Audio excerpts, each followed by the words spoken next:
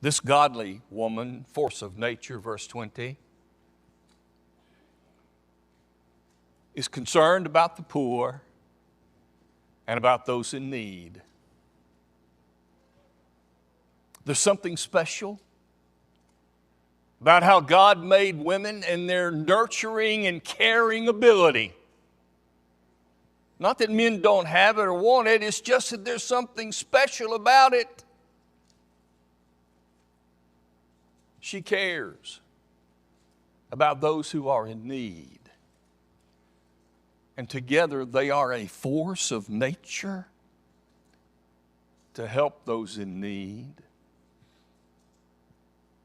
We've seen that so many times in this congregation.